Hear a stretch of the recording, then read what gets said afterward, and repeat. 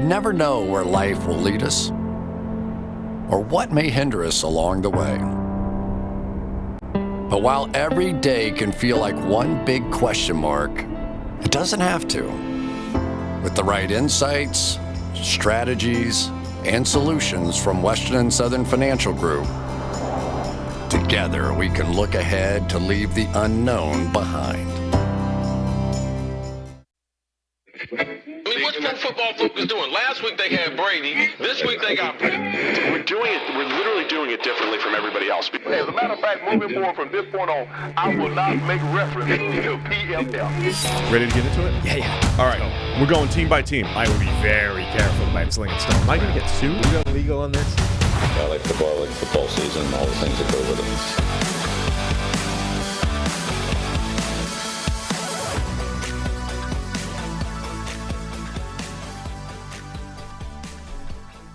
Welcome into the PFF NFL Podcast. Steve Palazzolo, Sam Monson. We're live on YouTube, as we always are, most days of the week. Live on our Wednesday edition here. You guys had a little Tuesday show yesterday. What do you do for a welcome? I'm just going to start talking. I learned that from Al. You know, you go Al Michaels style. That was the Al Michaels edict. You just start talking. You don't need an intro. You don't need to waste words on things that aren't important. You know, you just start talking. Just start going. Apparently, I'm not professional enough. I feel like the welcome in. I mean, look, there's multiple ways of doing it. I'm just saying I choose the Al pathway. Going with the Hall of Fame route. I mean, I'm a Hall of Famer too, but I mean, also I'm hoping that somewhere things on that pathway is the steak meal, like off camera somewhere, the way Al gets it. Did you hear that on? Look, we've heard a lot of Al Michaels stories, you know, from Chris and all that stuff, but we had not specifically heard that one that was on PMT. Was that where it was? I think it was with Kirk. Right, it was some Herb Street interview where they were asking. Yeah, I think you're right. It was PMT, and they were asking him, you know, are the Al stories true?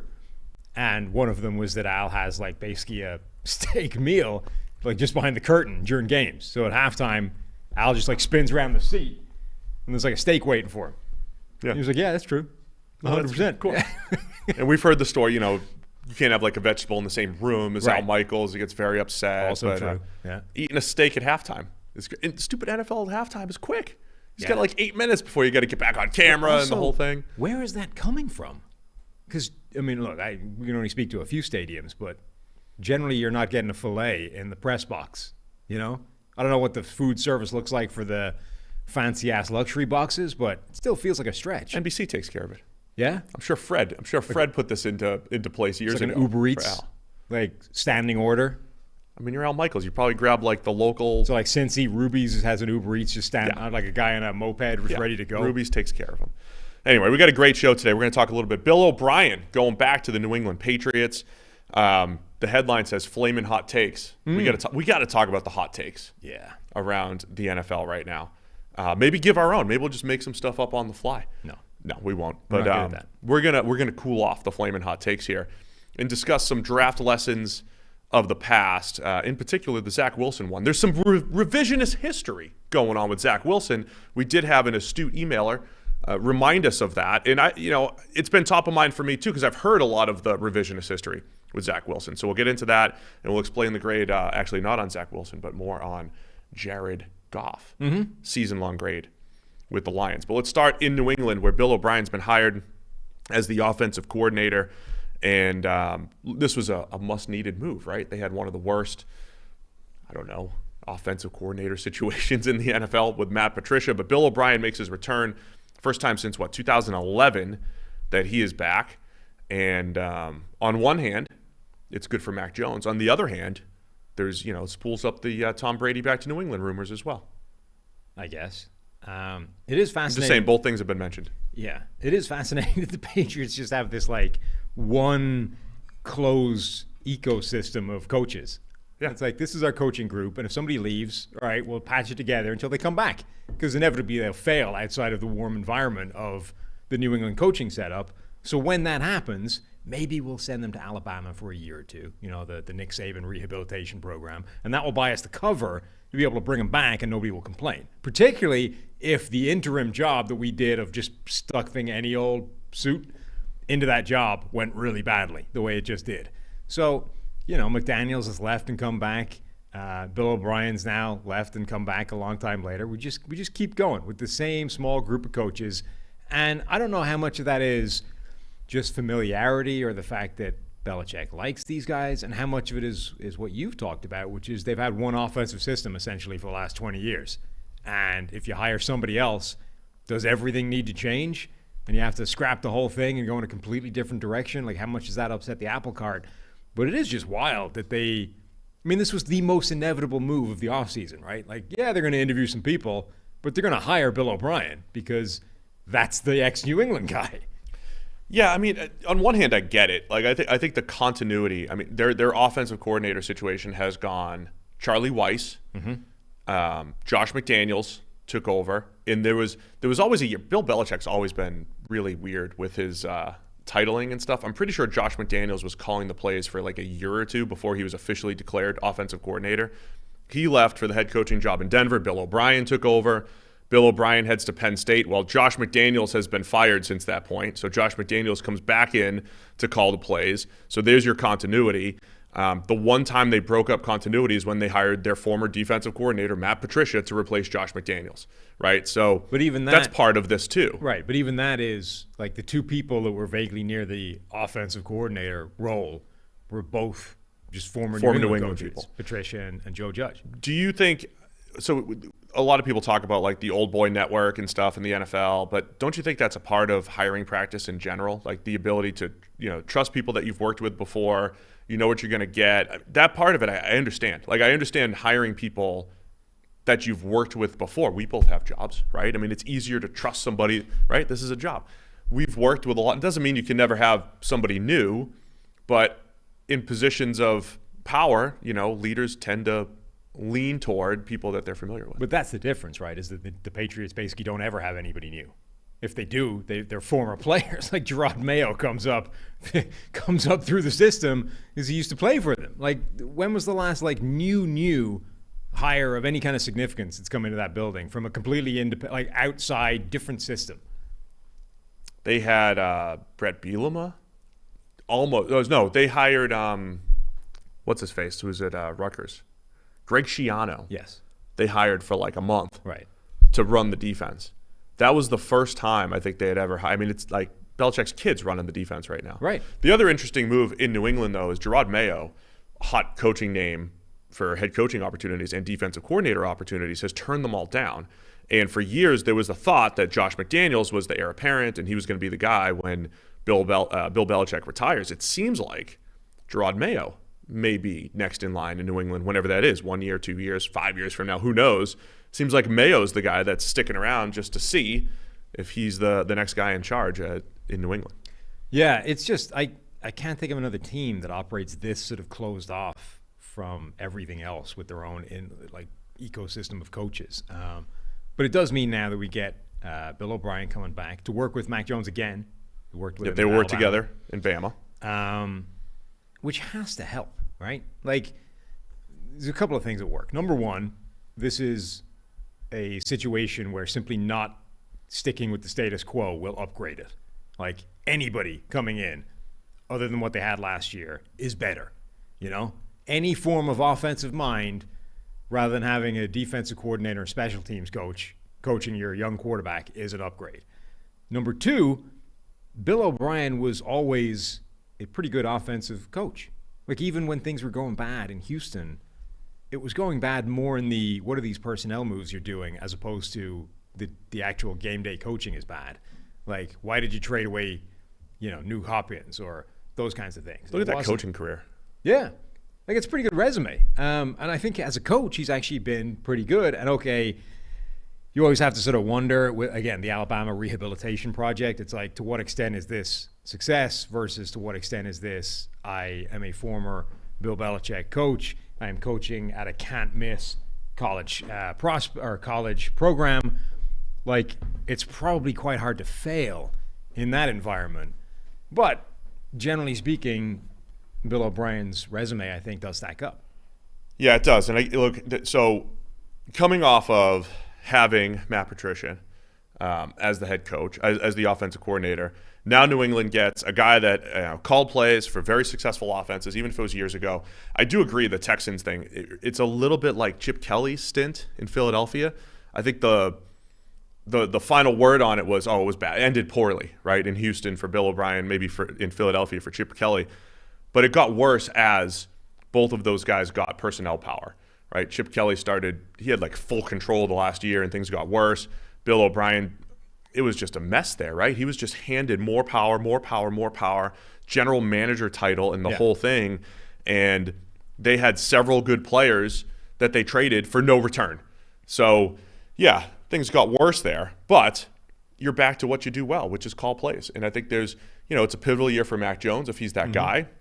And there were rumors during the season that Jeff Howe from, former Patriots beat writer, now of The Athletic, said, hey, there could be a Tom Brady reunion in New England. Rob Gronkowski recently said he doubts it. Do you think that's even potentially on the table? Would Brady do 1 or 2 more years in New England with Bill O'Brien and company? I don't know that makes sense for anybody, to be honest. I agree. I'm actually surprised it even became a rumor. I just don't think so. I feel like I think Brady's moved on and wants to just do his own thing, and I think New England's like, do we actually want? I mean, part of the reason why New England wanted to move on is because they didn't want to just build a team for 2 years; they wanted to build for the future. Yeah, I mean, they were the side that wanted to move on in that particular arrangement. It feels very difficult to imagine a world where Brady would just happily accept that they've changed their mind and would like him back now. Actually, Tom, turns out you were the best thing for us. We're sorry. Come home. Does he really go, okay, yeah, sounds good? No. He's like, no, to hell with you. I've moved on. I'm going somewhere else. I already did the Tampa Bay thing. I got one more stint in me, maybe. Did you see him answering questions? I forget who the other guy was. Larry Fitzgerald's podcast with Jim somebody. Gray. There you go. Yeah. He was very testy when he was asked about this. I mean, it's his own podcast. He knows what they're going to ask him. Yeah. They probably talk about the topics ahead of time, given it's his own podcast. Brady's one of these people that doesn't swear well, Did you hear it or did you just read the quote? No, I heard it. Okay. It's worse when you hear it. He gets a little whiny. Yeah. He doesn't have a natural repartee with cuss words, swear words. He just doesn't. They don't come out of his mouth well. It sounds like, well, that's kind of bitchy. There's a lot of people can swear, and you're like, that's just part of the. Bill Burr. Bill Burr has an outstanding relationship with swear words. They just fire out of his mouth, and it's endearing. There's no problem. It's just part of the punctuation of the man's speech pattern, right? Brady, when he swears, it's like, you come across kind of like a whiny bitch there, Tom. That doesn't feel like, that's not endearing for a man with your wealth, stature, and disposition. So on the retirement question, what are you going to do? Which he knew was coming because, they probably have a production meeting before their one podcast per week between him, Jim Gray. It's literally the only thing anybody wants to know about Tom Brady right now. He said basically, I don't know. Even if they completely blindsided him about it, like you can't possibly have been surprised that that's a question that's coming. He needs a month or two to sit on it. But, it's going to be interesting because the decision pretty much has to be made within, say, another 40 days, right? He had 40 days in retirement last year. It's about 40 days before free agency will open, which it's a little bit before free agency, but teams have to know what they're getting into. They have to know if they're going to pursue Tom Brady, if they're going to build their entire offseason. Not just that. One team's going to go out there and trade for Derek Carr in the next 2 weeks. They've got to know, do they have Tom Brady? What do they need to do to build around Tom Brady? Because it's not just him, right? It's getting him and being secure enough with everything around him that it works, because this is no longer add Tom Brady to a roster and you're a Super Bowl contender. This is add Tom Brady to a roster and make sure the roster's in good shape. Then maybe we're a Super Bowl contender. So, it is something that needs to happen pretty quickly.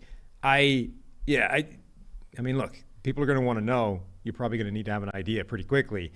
But getting back to where we started from, I don't see New England as that destination. Fair point. We'll circle back. 4 NFL teams, 2 conference championship games, and only a few more shots to win big on the playoffs with DraftKings Sportsbook, an official sports betting partner of the NFL. Counting down to Super Bowl 57, new customers can bet just $5 and get $200 in free bets instantly. If you're not a new customer, that's fine. You can feel the conference championship thrills with stepped-up same-game parlays. These are hot right now. seen a lot of people win these things, Sam. Take a shot at an even bigger NFL payout and boost your winnings with each leg you add up to 100%. So you download the DraftKings Sportsbook app, use code PFF. New customers can bet $5 on the conference championships and get $200 in free bets instantly. Only at DraftKings Sportsbook with the code PFF. Minimum age and eligibility restrictions apply. See show notes for details. Just to wrap it up, Mac Jones and his development here. First 10 games of his career, Mac Jones was very good, right? I mean, we don't see too many rookies grade as well as he did their first 10, 12 games of the season. He definitely tapered off the end of his rookie year, had a decent playoff game against Buffalo, but they were down by a lot during most of that time. We haven't seen, like Russell Wilson, RG3, Andrew Luck. Like, there haven't been a ton of rookie quarterbacks that have just been good from the beginning. Mac Jones was, but then he regressed, and then he regressed even further this year. And I know that it's tough to separate the quarterback from the system and all that stuff, but how much was Mac Jones just missing throws and being inconsistent? How much was the system and just no flow with Matt Patricia? So a pivotal year 3 for the Patriots and Mac Jones. A lot of talk about them getting, upgrades at the receiver position. And DeAndre Hopkins is on the trading block. We know that there's a history there. Bill O'Brien traded DeAndre Hopkins. Could be a reunion there because Hopkins is going to be pennies on the dollar from a draft capital standpoint, but then he's got this massive contract that needs to be restructured. So it's going to be an interesting offseason because we know the impact of a true wide receiver 1, and I think Nuke has at least 1 or 2 more years of that in him. Yeah. No, I think it's a really important year for Mac Jones. Like, they took him backwards this year. Like, you come out of his rookie season, started incredibly well, tailed off a little bit as the year went on. I think that makes sense based off, defenses having a better understanding of him, based off simply not necessarily sustaining and kicking on and improving his game overall. So you entered this year 2 with, all right, we know what you do well. Now can you get better at the things that you didn't do tremendously well? Because that's what will determine where your ceiling is and how good you can get. Like, Mac Jones, I think it was always overstated a little bit how much of a statue he is in the pocket or how much of a sort of strictly immobile pocket passer he is. But he's on that end of the scale, right? He's not a Jalen Hurts, Josh Allen, type of quarterback. He's a guy that is going to be in the pocket more often than not, at which point this is a league now where if you're going to be that style of quarterback, you need to be amazing at that. And you need to be phenomenal at all the aspects of that play to offset the fact that you're not bringing 500 rushing yards to the table and the threat of that on every single down. We never got to see that because the structures around him this year were such a complete mess that he went backwards. So now Bill O'Brien has an offseason and a season to fix that and to not just get him back to where he was, but show that he can take the next step and put a definitive sort of spotlight on where his ceiling is so that they can feel confident or not in him as the future. The other thing to keep an eye on in New England in particular, team building season, love discussing this stuff. In the few years now that they haven't had Tom Brady, the first real, so it was like they lost Tom Brady after the 2019 season. It was kind of business as usual. The next offseason, the first real offseason without Brady on the books and everything, they went nuts in free agency. Remember how much money they spent? Nelson Aguilar, Hunter Henry, Jonnu Smith. They went, Jalen Mills. They were paying 5 or 6 players a ridiculous amount of money. Some have hit, some have not hit, whatever. Last year, though, was more business as usual. They kind of came back down to earth. We were joking that Nick Caserio was the big spender, right? Because he left, or he was the nickel and dime guy, right? When he left, they went nuts. That's what it was. Last year, though, was business as usual. Do they go back and say, look, just like the Chargers last year spent all that money on several free agents and trades and all that stuff, with a year 3 quarterback, got to go all in because you still have the rookie deal. So it'll be interesting to see if New England goes back to that. Let's go crazy in free agency and trades and try to make a move here with Mac Jones on a rookie deal. Mm-hmm. All right, let's get to the hot takes here, Sam. The QB hot takes that are going around here. Yeah. I've heard it described as the wet blanket of reason. So I'm stealing that from Greg Bedard, actually, New England beat writer. Let's cool off the hot takes. You want to set a little background here? We'll set up our friend Pete Schrager. Yeah. We have a little video clip that's clipped from a Good Morning Football segment, our big rivals of a Monday morning. Yeah. We beat them to the punch, though. We were 10 hours early. It's true. Yeah. Where he's basically talking about Joe Burrow versus Patrick Mahomes heading into this AFC Championship game. So fire up the video. Joe Burrow goes 4-0 against Mahomes and 1-0 against Allen. How am I saying that Joe Burrow is not the first guy in the AFC? Yeah. This game is huge. I know Mahomes' ankle is banged up. I know that the Chiefs are the 1 seed and at home. I think it's going to be a really interesting conversation on Monday morning from a big picture standpoint about Joe Burrow in that AFC. Right now, it seems like it's 1, 2, 3, and Mahomes is still at the top. He's the MVP, he's the whole thing. But if Burrow beats Mahomes on Sunday, how could you make the argument that Mahomes is better than Burrow? I hear that. Okay. First of all, I just want to say I like Pete Traeger. Let's preface it. I don't think I've ever met the guy in person, but he seems like a nice guy. I've I don't have any problem. I've been on Good Morning Football. There you go. We talk every now and again. Yeah, I like Pete. I don't have any problem with Pete Traeger, but I hate this line of thought, which is what everything is these days, right? We've lurched back and forth between Daniel Jones. Is he terrible? Is he great? Based off single game performances 1 week to the next. There's no analysis in there. It's just, look at the output. Was it good? Therefore, we need to say he's great. Was it bad? Therefore, we need to say he sucks. Josh Allen this year has gone from is Josh Allen MVP, the best quarterback in the NFL, to maybe Josh Allen's the problem now. Is Josh Allen good? Is he even in this conversation with really good AFC quarterbacks? And now we're reaching the stage where we're like, if Joe Burrow beats Patrick Mahomes, a Patrick Mahomes who is dealing with a high ankle sprain, right, to the point where he probably shouldn't be playing this week. He only is because it's the AFC Championship game. If Joe Burrow beats a hobbled Patrick Mahomes, and by beats, I mean is on a team that beats Patrick Mahomes' team, we can't say that Patrick Mahomes is better. There's no argument you can make. You cannot construct the argument that Patrick Mahomes is a better quarterback if Joe Burrow beats him whilst he's injured. What? What is that? If it was parsed as Bengals and Chiefs, though, and if it was like, hey, at the end of the day here, if the Bengals win again, and they've got the Chiefs' number, and they've beaten them 4 straight times, and it's through the lens of the Bengals could be the new top dog in the AFC. I could buy into that. But it isn't. I know. And even then, I'm not sure it's accurate, right? There is a world where one team can be a stylistically bad matchup for another team and be worse, right? This world of sort of styles make fights, like boxing or MMA. You can just have a guy that's a bad matchup, but you're better than you're in a vacuum better than this guy. You can't beat him because he's a bad matchup for you, but you'll beat everybody else. If you beat everybody else and lose to this one guy, is that guy better than you, even if he's 500 versus everybody else? No. Yeah, look, I disagree with all of it. Yes. Re-ranking the quarterbacks based off this Sunday's outcome, even if Mahomes has a healthy ankle, I think is ridiculous. Here's the thing.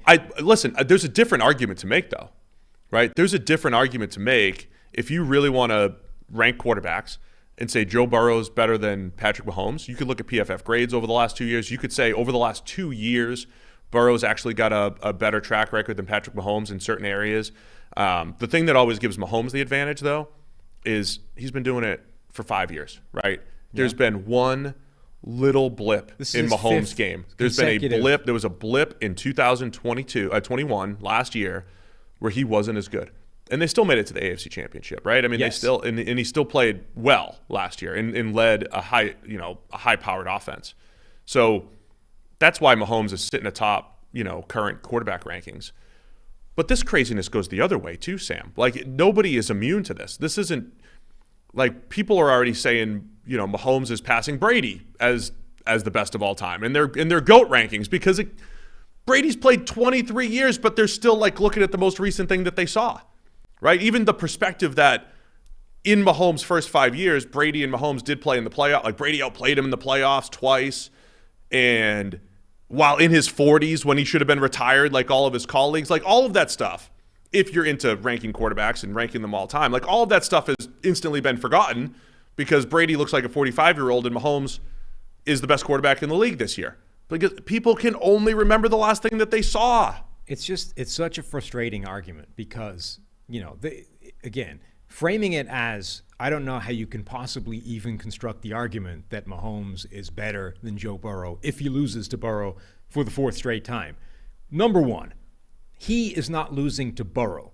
The Kansas City Chiefs are losing to the Cincinnati Bengals. There's 45 guys that play in those games for each team. We're talking 90 people, plus the impact of the coaching staff, plus the impact of like blind luck and the bounce of a ball, right? These are things that happen, and they've been 3 so far, pretty damn close games. It's not like the Bengals have blown out the Chiefs every single one of those games.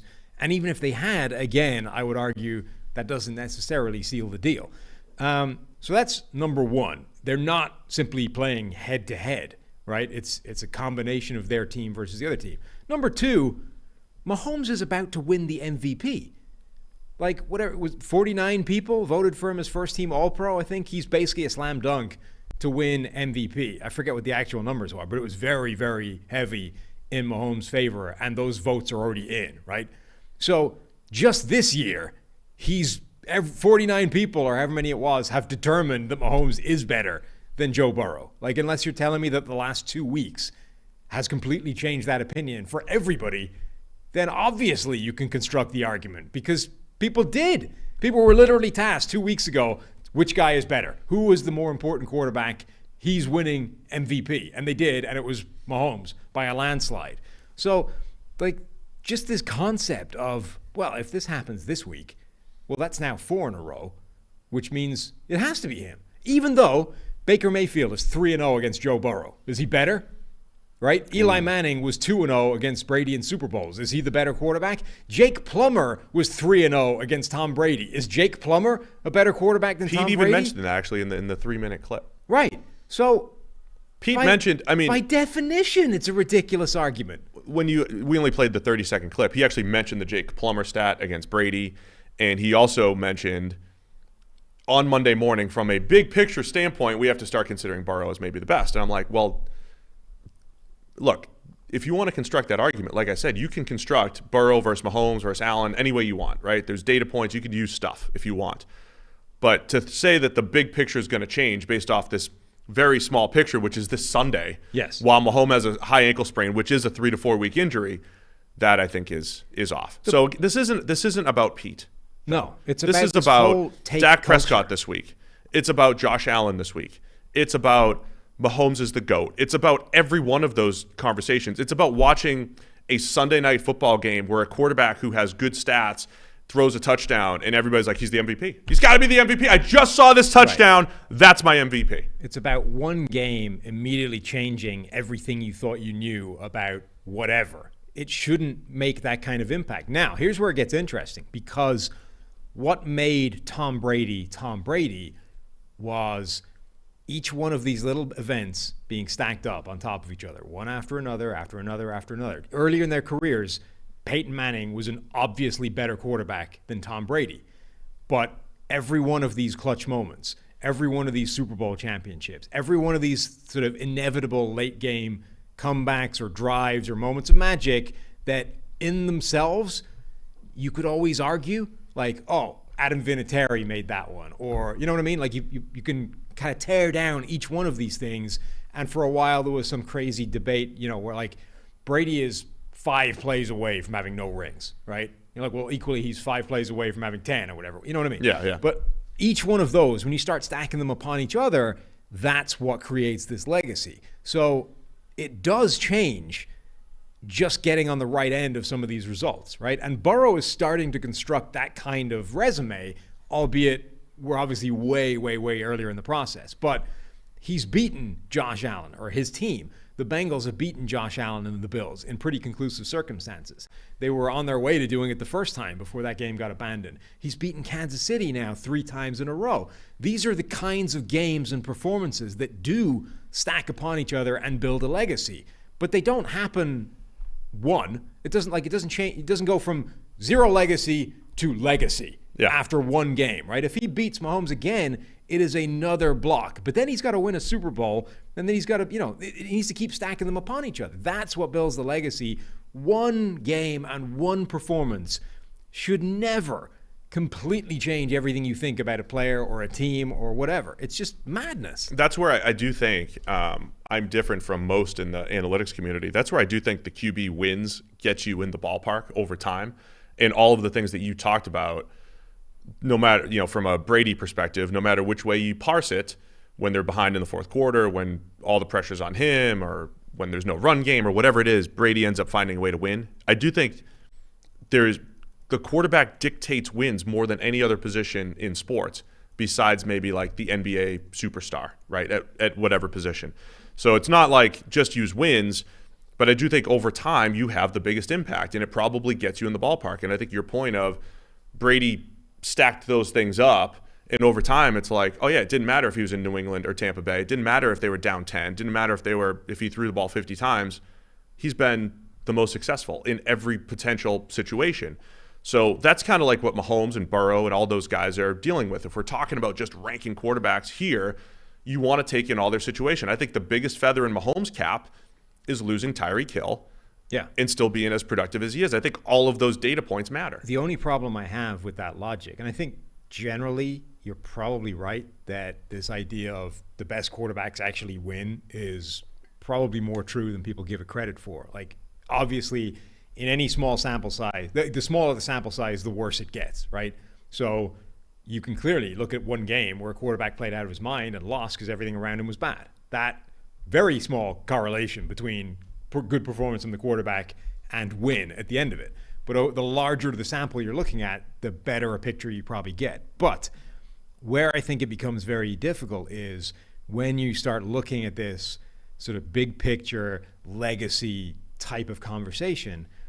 Like, does Dan Marino's lack of championships and success at the playoff level, does that indicate a fundamental problem in Dan Marino's game and a relative lack of greatness compared with Joe Montana or Tom Brady or Terry Bradshaw or a guy who won a lot of rings?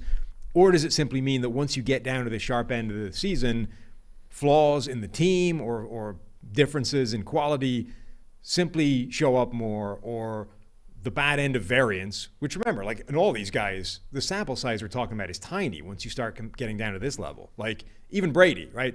6 championships, 7? How many has he won? 7. 7 championships.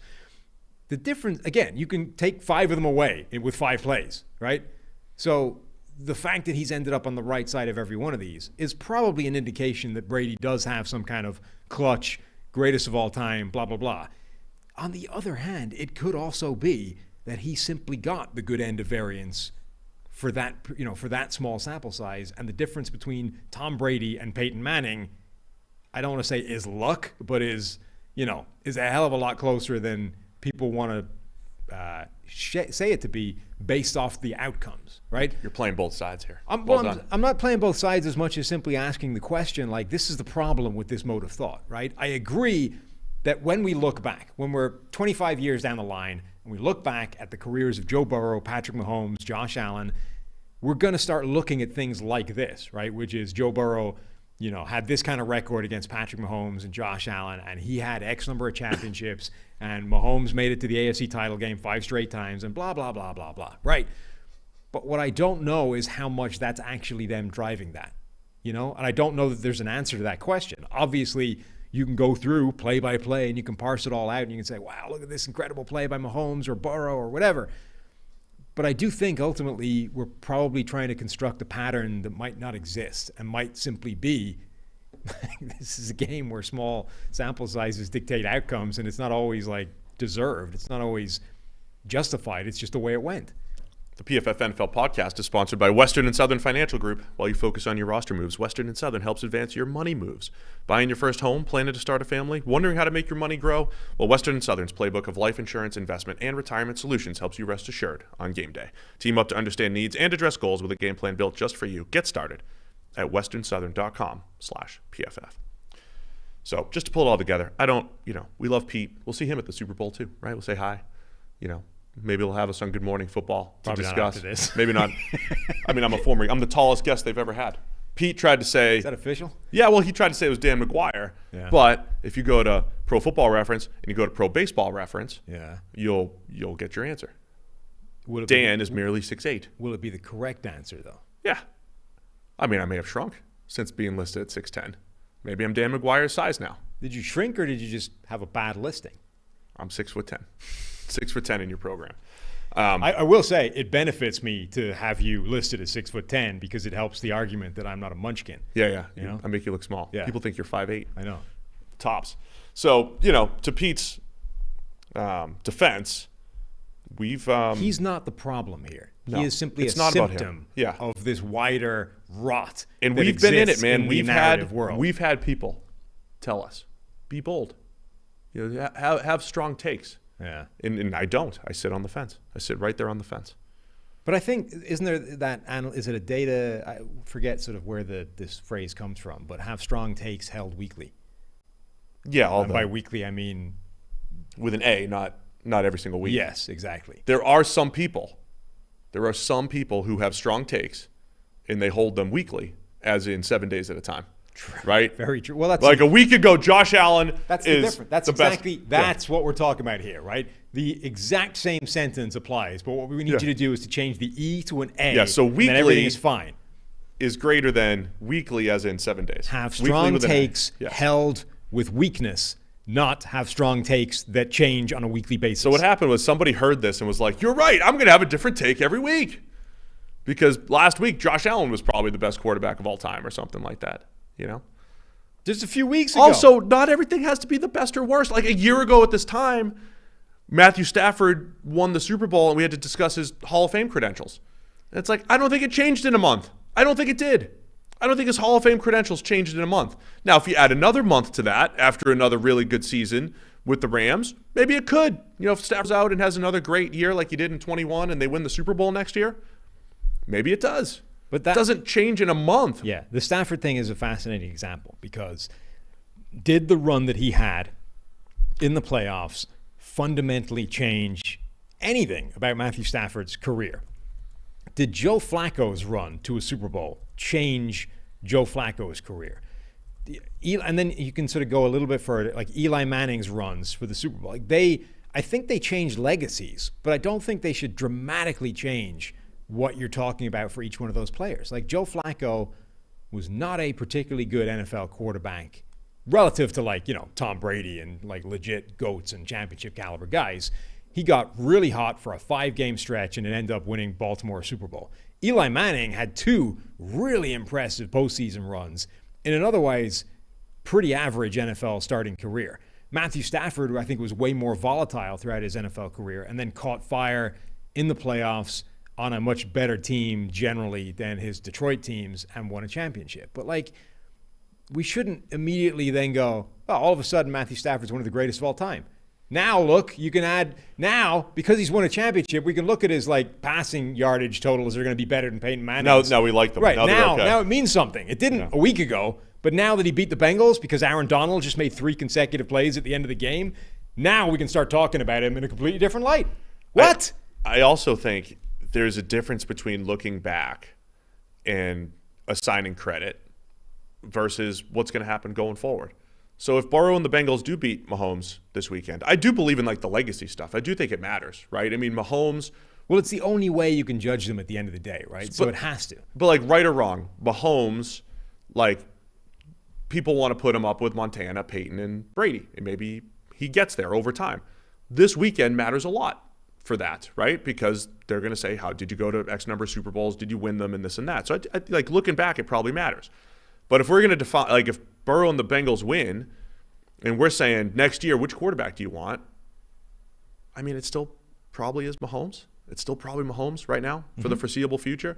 Again, I think there was a blip last year where he wasn't playing as well and he wasn't able to adjust, right? But that's how good he's been, is that there was a half-year blip, and that's what we're talking about. And his blip was 4,800 passing yards, 37 touchdowns, and 13 picks. Like, his blip is a career year for most quarterbacks. Yeah. So, anyway, does anyone in the chat have anything to add to this?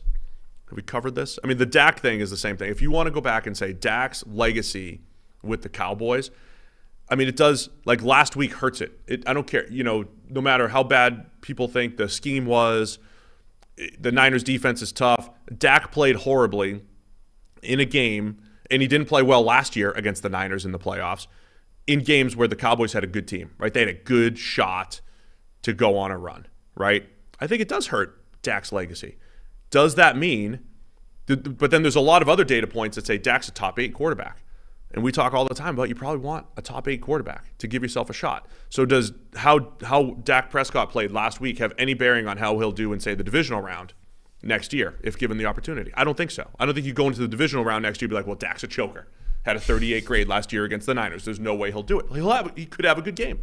He could lead a Super Bowl run next year for the Cowboys. So that's the difference, right? I do think looking back, you could say, yeah, Dak Prescott has underperformed in some key playoff games, and that does matter in the grand scheme of how good do you think he's been for the Cowboys. I don't know if it affects the next game that he plays in the playoffs. But the other sort of irritating factor about this is I do think that there are players that overall are sort of prone to choking in big moments or clutch. Like I think both choking and clutch are things. They're not, those exist. There are players with the tendency to choke, and there are players with the tendency to come up big in clutch moments.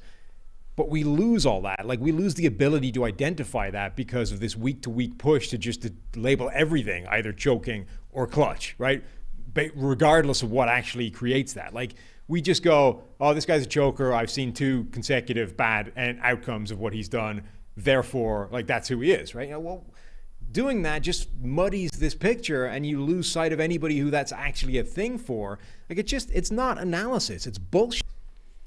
And that's what this whole show is all about. Bullshit. Is calling that out. So let's get to the Zach Wilson stuff here. Yeah, we were going to do 10 minutes on all these topics, but nobody can hold us down with 10 minutes at a time. Let's talk Zach Wilson. We had an email, and the basic question, is there a lesson to be learned from Zach Wilson? What lessons do we want to learn? Do we have the bullet points on the email here? Yeah. I have the whole email thrown into this chat somewhere. There you go. Oh, there it is. Right on the screen in front of you. You want me to read it? Sure. From Vishnu, I'm finding the retrospective discourse around Zach Wilson to be comically foolish. Much of the media is rushing to proclaim that, quote, everyone should have seen this coming, end quote. Zach Wilson only got drafted because of a pro day throw. He was never a first-round prospect, etc. Firstly, the pro day throw narrative is nonsensical. Zach Wilson had a historically great final season at BYU, both by standard box score and advanced metrics, including PFF grade. The fact that he had elite arm talent as well as enhanced that, I don't think the fact that he is busted in the NFL should make us completely revise our previous draft takes, which is why I appreciate Steve's argument that there doesn't always need to be a lesson learned. But I want to push one step further. Is it too much of a stretch for me to say that if a prospect of Zach Wilson's profile comes up in the future, a team should use a first-round pick on him? I just believe that the combination of production and ability is so rare that it's worth chasing, even if there are other red flags. Thanks, Vishnu. There's one lesson I do think that maybe we can learn from the Zach Wilson evaluation. I'll get to that in a moment, but let's debunk the revisionist history, like the idea that the pro day throw, or whatever it was, led to Zach Wilson being locked in at number 2 is false, because he was pretty much locked in at number 2 by January 1st, by the new year, right? I mean, I have old tweets talking about, the Jets lose out on Trevor Lawrence, right? I made my Fresh Prince joke. When Trevor falls, goes splat, and I say, look, that's Jets fans. You lost him because you beat the Jags. People liked that. And people are they're sending me Zach Wilson pictures. Like, don't worry, we got Zach Wilson. It wasn't Justin Fields at the time. For a while, it was Fields and Lawrence. Yes. Beginning of the year is Fields and Lawrence. By December, that had switched. And Zach Wilson was the clear QB2. And then pro days aren't until March. Right. And at March, Zach Wilson has the off-balance throw and this and that. So are there reasons why Zach Wilson became an attractive prospect? Yes.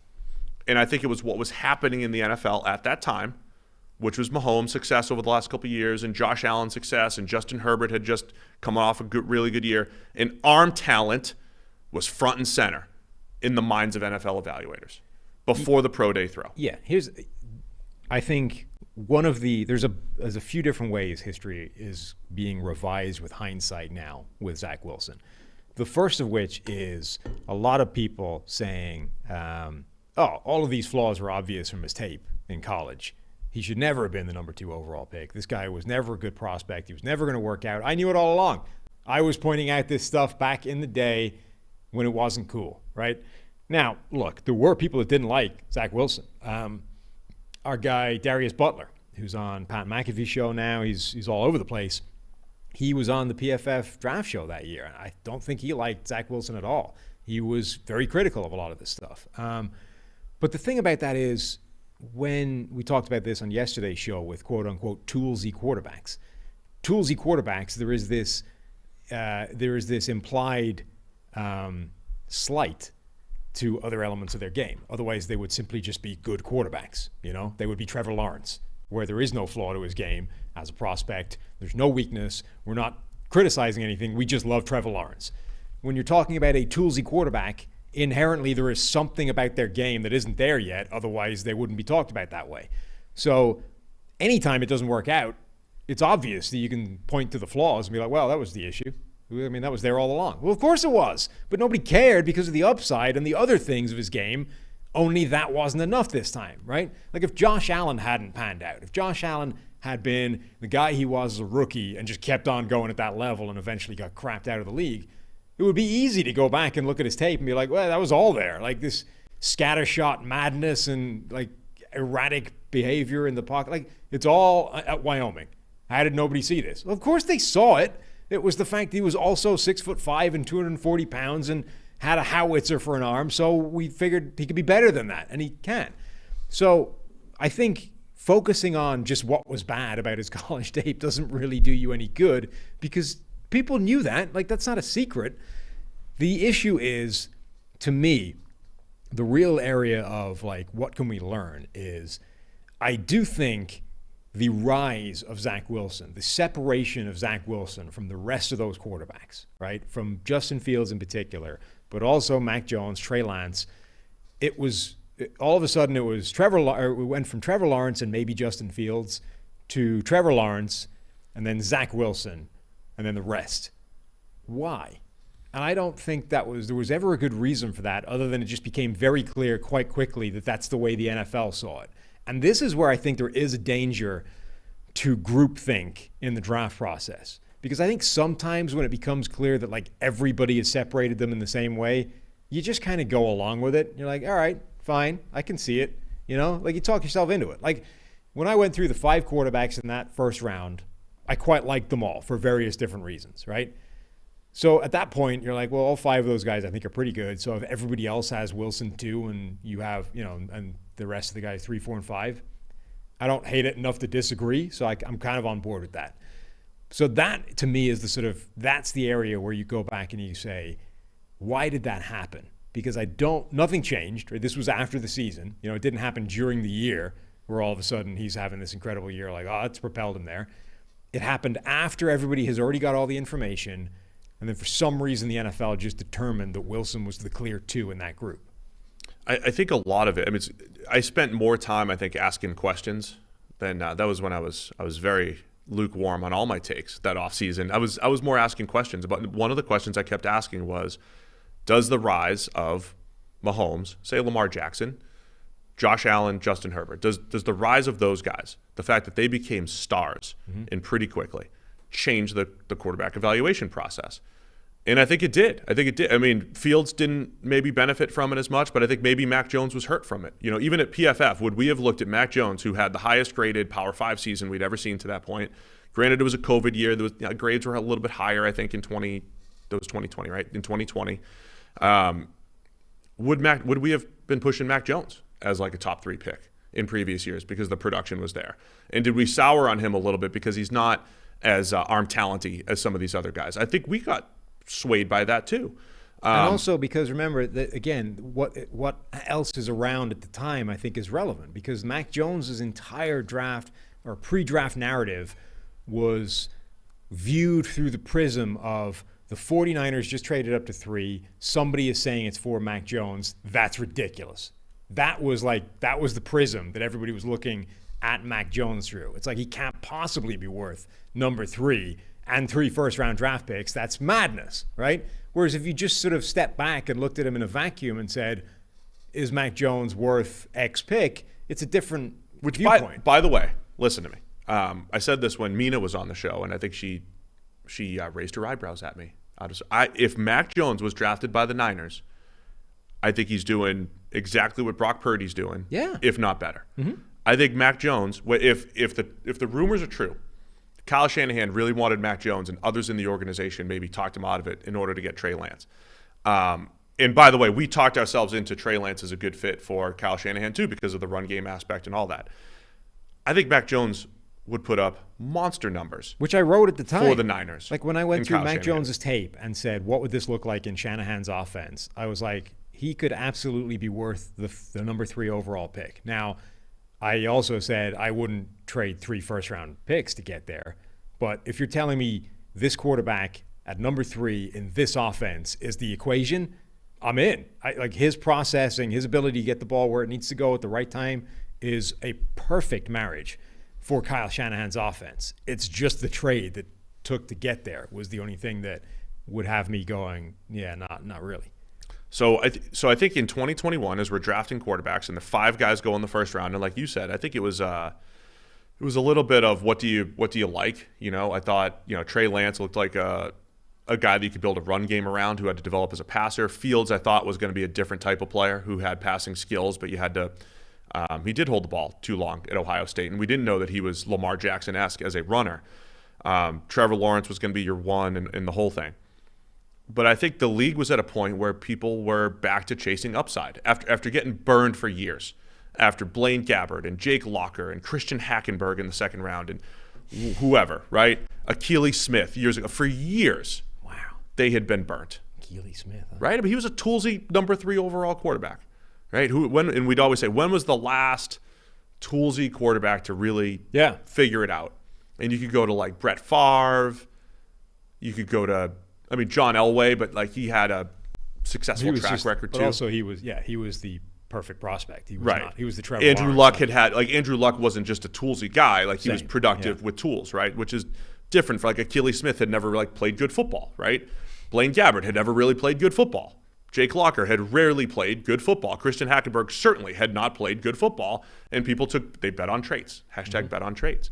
And I think the league had come back around to that because Justin Herbert played better football in the NFL than he did in college. So did Josh Allen. Cam Newton, I guess, was a workout, toolsy guy.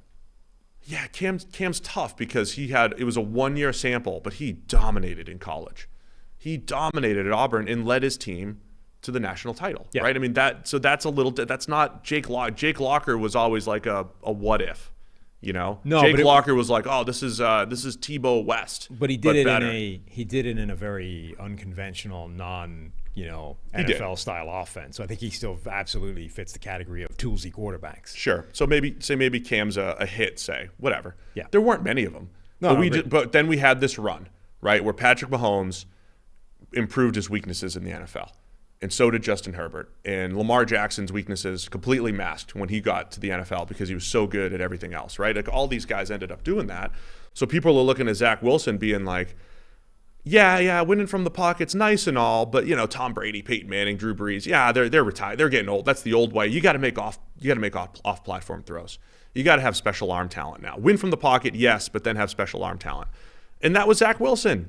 That is Zach Wilson. Special arm talent, off-platform, jump throws. Looks like Aaron Rodgers the way he throws. He was getting Aaron Rodgers comps. Some people are putting him as QB1 over Trevor Lawrence. So it was a little bit of groupthink, but it was a lot of people that jumped on board because that was the thing that was working that year, right? And the one thing that we should learn is, our friend Josh Norris points it out all the time. He was throwing from the biggest pockets you've ever seen at BYU, Zach Wilson.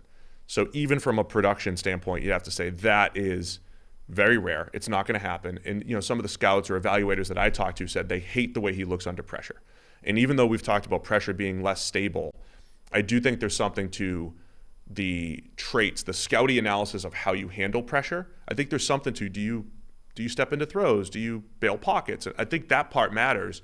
And a lot of people hated the way Zach Wilson played under pressure. And that part's been true. He has not handled pressure well. A lot like Baker Mayfield hasn't handled pressure well, and that stuff got exaggerated at the NFL level. So I think if there's a lesson, it's that maybe the production part was overrated because pockets were huge, level of competition was low, And some of the stuff that we needed to see that would translate to the NFL maybe got overlooked in Zach Wilson's game. I think there's a big part of the things that we needed to see in order to correctly identify Zach Wilson's weaknesses at the NFL level were not actually available in his college tape. Like, that's the problem to me. It's kind of like the Mahomes thing, where the question mark on Mahomes coming out was not obvious examples of him not being able to do something. It was an unknown, right? The reason he went, where'd he go, 11, as opposed to number 1 overall, was not because we knew for a fact that he couldn't do something. It was because we didn't know, because he played so far outside of the structure of the offense as a general basis. You're like, well, does that function in an NFL offense? Like, can he just be put into an Andy Reid offense or anybody else's and run the system and then bring what he does outside of the structure on top of that as gravy? Because that's great. If he can't, then he's certainly not who he is right now, and he's probably not even a first-round quarterback. He's just like this maverick that, like, he's Johnny Manziel at that point, right? This guy that only does outside of structure stuff. Can we get that headline? But this is Sam compares Patrick Mahomes to Johnny Manziel. If something happened, right? No, I heard the direct comparison. Yeah, but you know what I mean? Like, if that was the actual truth, that he could not work within structure and could only do the outside of structure stuff, I mean, that's Johnny Manziel, right? Johnny Manziel is one of the best throws in the NFL over the last 5 years, where he bails from the pocket, runs to his left, and fires an absolute dime, to whoever was at the other end of that. Like, incredible play. But that's all he could do. He couldn't stand in the pocket and run an NFL offense. So when you're looking at Mahomes' tape coming out of Texas Tech, it's like, I don't know if he can do that. And doing that is the difference between being the best quarterback in the NFL and being Johnny Manziel, like where you are on that scale. So with Zach Wilson, it's like that dude is basically never under pressure. I don't know if he can handle being under pressure at any kind of sensible level in the NFL. And whether or not he can essentially determines, is he a really good quarterback or is he Zach Wilson? And then the other element I think is true is nobody knew that he was a douchebag, Like, let's not forget that the reason the guy doesn't have a job right now is not because he sucks. It's because he completely bailed from taking responsibility for sucking. And his team essentially pulled up the drawbridge and went, well, to hell with you, we're rolling with Mike White.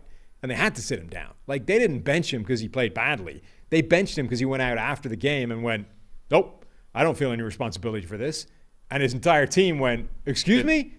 And I've made that point before when we were talking about Chris Sims and his QB rankings and all that stuff and the run that he went, he kept picking the right quarterback. Well, he also put Zach Wilson number 1, right? I mean, so but we're not privy to those things, and that's also the kind of thing that only manifests when things are going badly. Probably. Like, if BYU was bad, you might have seen some of that, right? All of a sudden, Zach Wilson isn't taking responsibility, or he's throwing other people under the bus, and now you're like, ooh, I don't know.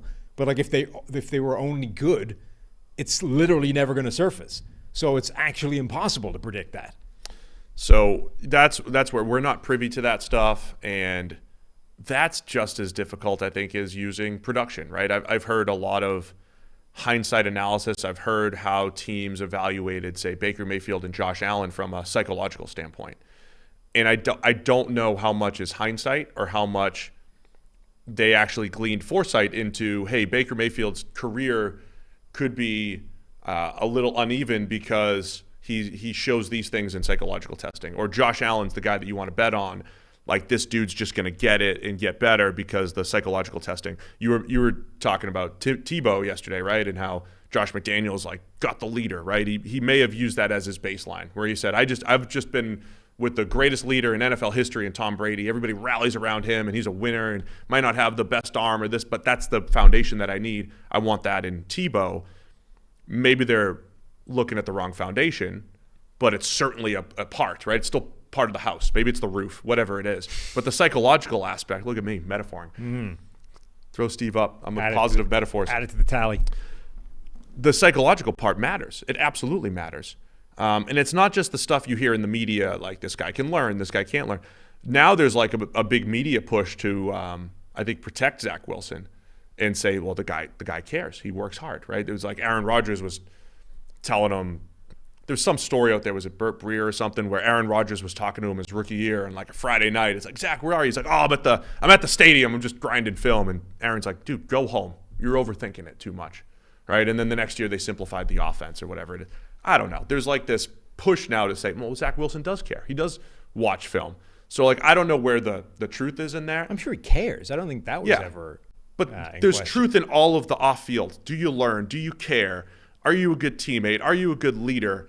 But then, obviously, it's difficult to figure that out because teams would never miss if you could very clearly figure it. They never would have drafted Zach Wilson. Yeah, to me, so that's what I'm saying. To me, if you're looking back and you're saying, what are the learnings we can take from the Zach Wilson failure, which I think it is at this point, is I don't think you can necessarily have seen coming the way he abdicated responsibility and lost the locker room. I don't know that that was a piece of evidence that was available to you before the draft.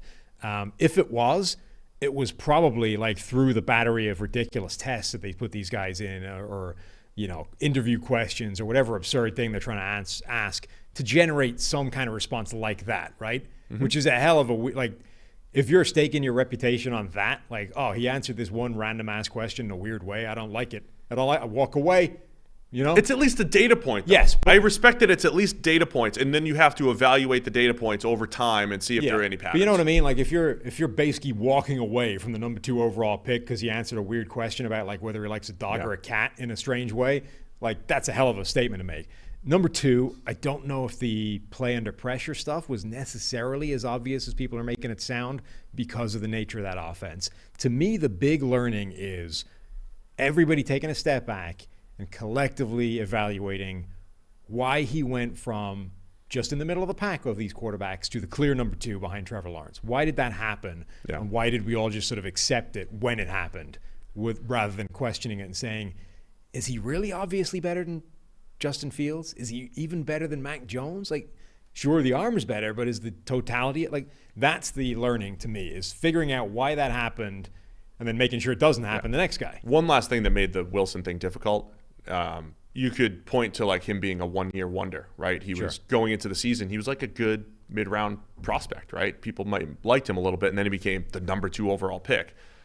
But that's been more successful than not over the years. Just in the PFF era, the one-year wonders include Joe Burrow, Kyler Murray, and Joe Burrow did it from as a starter and then became an elite starter.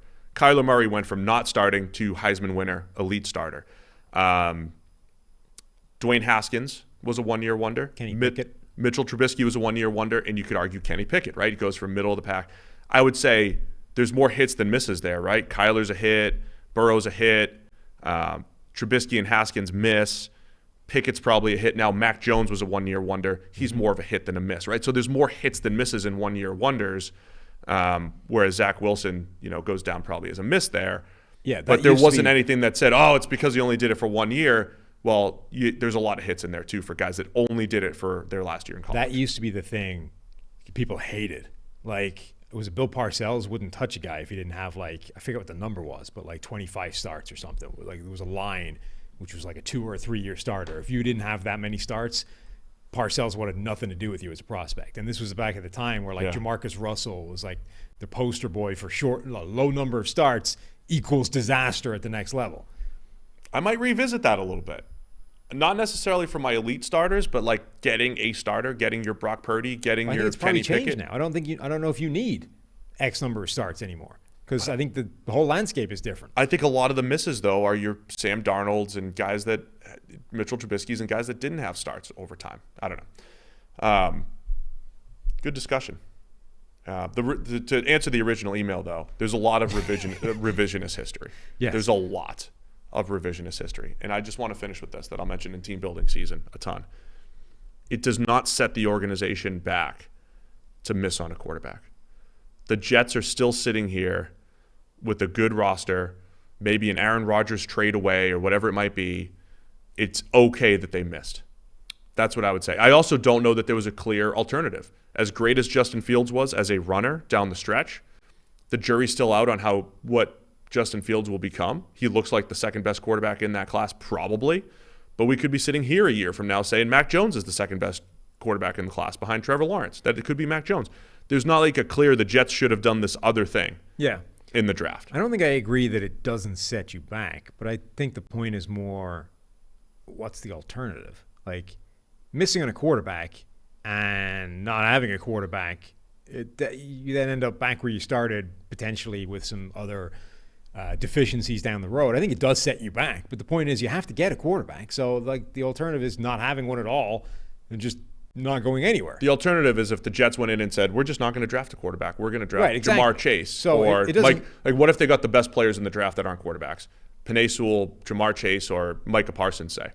Yeah, it's better but they wouldn't have won anything the last 2 years, much like they didn't win anything really the last 2 years. So I do think it's a small backward step to take a quarterback high, miss on him, and then have to start all over again. But it's probably, it's the thing you have to do because you need the quarterback. Otherwise, there is no alternative option to that.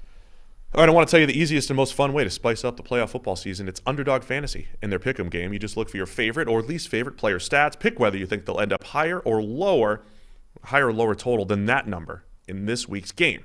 And you can win up to 20 times your money in a single night. Underdog keeps it super simple with their easy-to-use website and mobile apps. Pick between 2 and 5 players for your pick'em entry. Get all your picks right, and you'll take home some cold, hard cash. It's simple to get started. Just head to UnderdogFantasy.com or download the app. Sign up with promo code PFF, and Underdog will double your first deposit up to $100. That's Underdog Fantasy, promo code PFF. Get in on the action today. All right, we got a little Explain the Grade time, so let's get to that. I'm sure PFF will have me with a low grade for that, but I'll keep it rolling. All right, today we're going to do a season-long Explain the Grade. Jared Goff. Yep. Of the Detroit Lions. There have been, this will be fun. I like Jared Goff overall. 4,400 solid. 4,400 passing yards, 29 touchdowns, 7 interceptions, 65% completion rate, which shakes out to a passer rating of 99.3, but a PFF passing grade that ranks 19th in the NFL and an overall grade that ranks 19th in passing. I see that. That's what I said. 20th. Yeah. 20th overall. This way, explain yourself, Steve. Yeah, do it. I think I like Jared Goff. I liked him coming out. Mm-hmm. He's a good, solid NFL starter. He's had a couple of rough years in there, including 2021 with the Lions. I think Goff epitomizes the mid-tier NFL quarterback, where. And I think the PFF grade does a great job separating the quarterback from the production, as I always do. So before we get into the specifics, Jared Goff had an identical 71.6 passing grade in 2020 with the Rams. And the stats looked a little bit different. So I would say the reason for that is you have a little bit of luck. You have a little bit of scheme help. We've been raving about Ben Johnson, the offensive coordinator in Detroit, and I think he's a big factor here in Jared Goff's season. The luck factor is Goff finishes with 24 turnover-worthy plays. That's 3.6% of his dropbacks. That's on the lower end. That's pretty much Dak Prescott territory for much of the season. Dak, screwed that up and started throwing the ball to defense much more the last 2 out of the last 3 weeks, but 3.6% turnover-worthy play rate, but only 7 interceptions. So having 24 turnover-worthy plays and only 7 interceptions implies that number, the 7 interceptions, is not telling the story of how well Goff took care of the ball. Just as an example, Derek Carr had 19 turnover-worthy plays and 14 interceptions. So slightly lower turnover-worthy play rate than Goff, but double the number of interceptions. So we've had to explain Goff a lot because this has been a thing throughout the season. Like against Seattle, he had 3 turnover-worthy plays, and the only interception he had was he only had 1 interception. It was a pick 6 to Tariq Woolen, but he had 3 turnover-worthy plays in that game. He had 2 turnover-worthy plays against the Giants, but didn't matter. He didn't have an interception in that game, right? So I thought Goff played well down the stretch, played well in that Green Bay game that knocked the Packers out of the playoffs. Did some really good things, but this just, to me, it goes back to people who think Jared Goff played better than the grade are, you get the feels when you watch. And there was a lot of touchdowns. There was a lot of good stuff. There was a lot of yards. It was an effective offense. They scored a ton of points, but I think Goff was more of a, not a passenger, but he was a facilitator of a very good offense and had a little bit of luck. And so the stats look good. And this isn't the first time in Goff's career where that's been the case. That was his 2017 with the Rams, his breakout season, 74 passing grade, one of the best passer ratings in the NFL, despite having just a 74 grade. His best graded season was 2018. They go to the Super Bowl that year. But even then, there were games and there were points where it's like, Jared Goff isn't the driver of this offense. He's the facilitator, which is fine. That's what mid-tier quarterbacks do. So when you look at the PFF grades, I think they tell the proper story. Jared Goff's historical, let's just use passing grade, 74, 83, 72, 71, 61, 71. So 3 out of the last 4 years, the passing grade's been 71 or 72. It's all in the same range.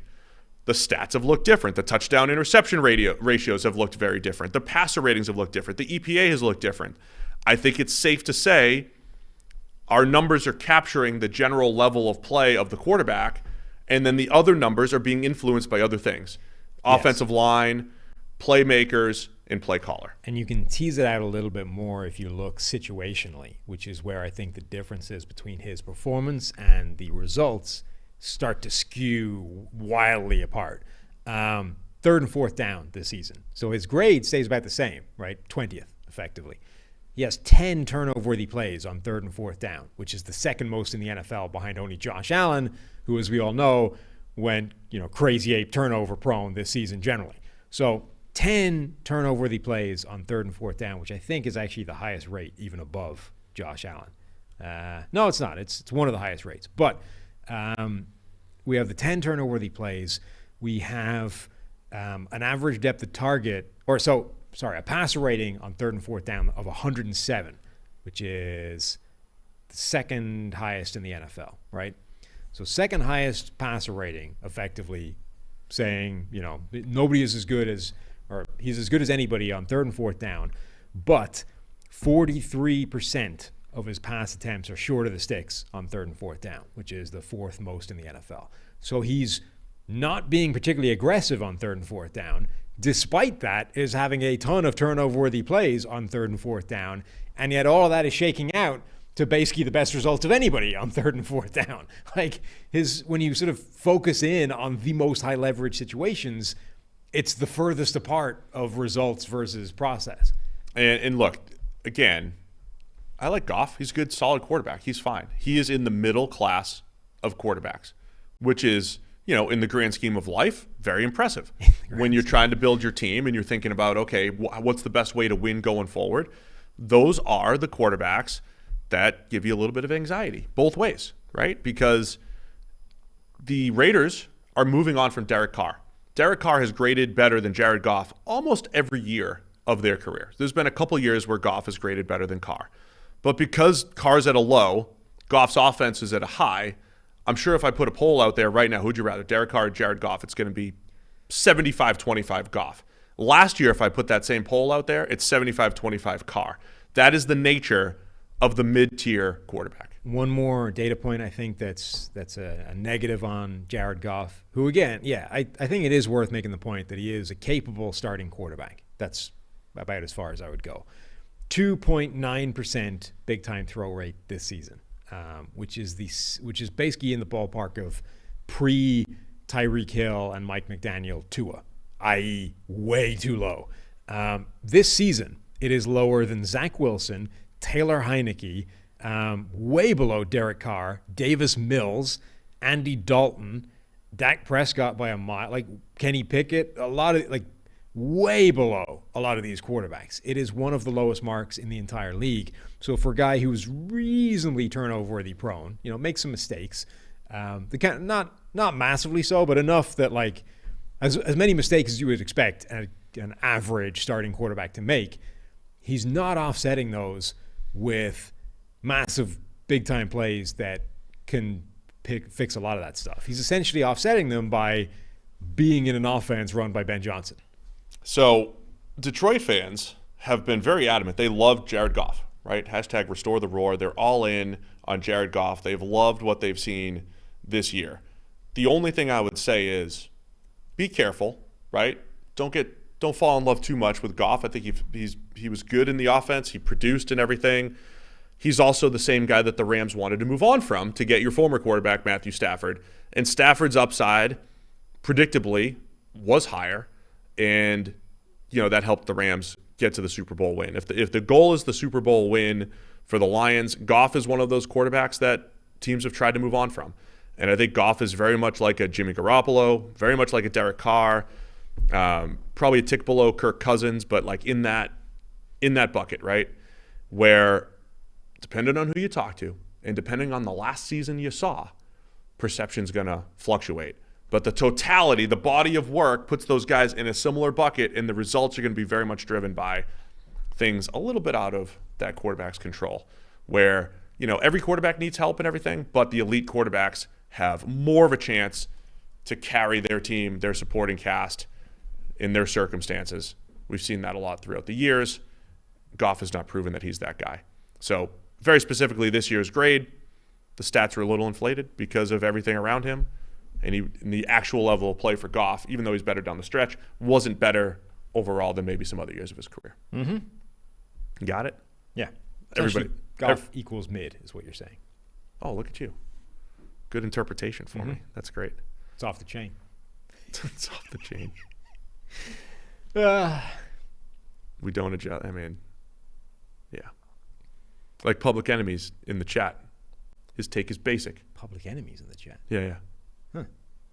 Not the real Public Enemy, but some guy. Your take is basic. Okay. People are going to bat for us, is what they're trying to say. That's what they're saying. Anyway, that's it. I think it's well said. I'm sure everybody agrees with us. Yeah, definitely. We got anything else on the docket for today? That was good. Nope. That was a lot of long form rambling. All right, tomorrow we'll get back into the previews. 2 games. It's a solid 3-hour show. Yeah, it's great. Yeah, last year we tacked on something else, right?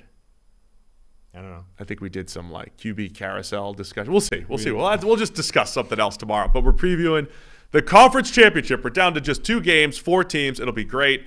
And look, we appreciate all of our viewers. We appreciate you guys tuning into the extra shows, downloading the extra shows. There's just more and more content. We also, we did announce we're going to be at the Super Bowl, right? Mm-hmm. We talked about that. So let us know if there's any guests that you're really excited to hear from. We'll see if we could track down some good guests. We'll see if maybe we'll get Pete Traeger on the show. We'll see. Maybe we'll get Warren Sharp. Probably not. Not a single soul gave us somewhere to go to watch the Six Nations in Phoenix. We'll tweet it out again. Not a single Where do we person. watch the Six Nations? So you were like giving out our hotel information on Twitter and stuff too. It's not like people don't know. It's the media hotel. Just say there's media. Like where the media is. I thought somebody was going to use that as like I refuse to walk to the lobby and have people with my baseball cards looking for autographs. Like, you have to avoid that. I don't want to live that life anymore. Look. I don't need people tracking me down for autographs and pictures and all that stuff. Number one. Man of the people here. I don't think you have to worry about somebody hunting you down for your autograph.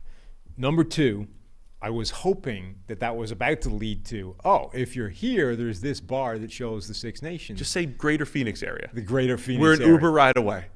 The 101 or the 2, anywhere. whatever the loop. There's a loop that goes everywhere. We're 20 minutes away from everything. Scottsdale, Tempe, it's 20 minutes away from. You must be intimately familiar with Phoenix. Dude. It's got to be one of your 17 destinations. Lived half a life there. Scottsdale, Tempe, the whole thing. There you go. Yeah, I know all about it. So just ask me. I'll find us a spot. So we're gonna watch the Six Nations. We'll be hanging out. So we're gonna be there, and I'm gonna be at Sloan. I'm gonna be at the Sloan Analytics Conference on the football panel. If anybody's gonna be at Sloan, if we have anybody that's gonna be at the MIT Sloan Conference, I'm on the football panel this year, talking ball. So hope to see people there as well. All right, there we go. Thanks to everybody for tuning in. Hit that thumbs up on the way out, and we'll see you tomorrow previewing the conference championship games.